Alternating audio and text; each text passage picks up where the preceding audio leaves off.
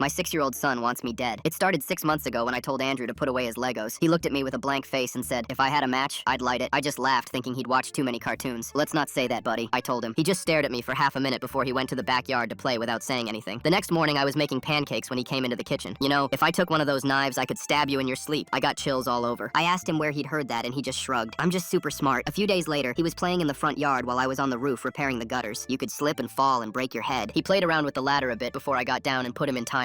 Andrew had tried to run me over with his bike earlier the next day. When I called him on it, Andrew just called it an accident. He had to be learning about this somewhere, so I looked at his tablet. When I searched it, I found YouTube videos on how to get away with various accidents. Search history that made me almost faint. Things like, how do you make someone hurt themselves? Is blood easy to clean? How to start a fire without getting caught? Can a kid go to jail for hurting their parents? When I asked my son about it the next day, he looked at the tablet and then back at me. It doesn't matter. I know things, he said calmly. I locked my bedroom door that night and hid anything that could be used as a weapon. I called my best friend over because I needed another adult to believe me. The minute he walked in, though, Andrew turned back into the normal little boy he'd been. My best friend turned to me in disbelief. Are you sure you're okay, man? He seems good. I think you're drinking too much caffeine. I wanted to punch something, but Andrew was just standing in the corner with this sly grin. After my best friend left, Andrew just stared into my eyes. Everyone thinks you're crazy. He was right. I made a therapy appointment for the both of us, but they couldn't get us in until 2 weeks from now. Every day, Andrew got more and more insane. One day, Andrew pulled an electric cord and tried to shock me with it. He'd play around with pills and slip them into my drinks when he thought I wasn't paying attention. I stopped drinking around my own son. The next morning, Andrew showed up in the bathroom while I was shaving. He looked at me in the mirror and grinned. When I asked what he wanted, he just said, I was thinking how easy it would be for me to push you and cause you to miss your beard. I looked at him in horror. Then he pushed me hard enough I gave myself a deep cut. He could see I was shaking and it made him happy. Then one night, I woke up in the middle of the night. I don't know what woke me up, but I did. When I opened my eyes there, Andrew was staring at me. My door had been locked and I have no idea how he got in. I turned on the lamp near my bed and saw he had a lighter. He didn't move when the light came on. Instead, just kept staring at me. I said his name and my voice shook. I just wanted to see if you were really asleep, he said, still playing with the lighter. I asked him why he had the lighter and he said, I was just going to test how fast this blanket would catch on fire to see if you'd wake up. I shook as I reached for him and I could smell the lighter fluid. I managed to pull him close and wrestle the lighter out of his hands. You need to stop this, Andrew, I said. He twists away and just says, you're going to go to sleep sometime. You can't watch me all the time. He walked out of the room. I ended up keeping the lights on and staying awake all night. The next day, I went through the tablet again and found messages I'd missed beforehand. His grandmother had been pushing Andrew to act ever since my late wife's life insurance policy kicked in. Messages like, your daddy killed your mommy and daddy should be punished. All the way to the latest message, grandma thinks you're her special boy if you hurt your daddy for me. I got Andrew into emergency therapy and called the cops on my mother-in-law. Andrew's doing better now, but even after 3 months, I still look at him and wonder what he's really thinking.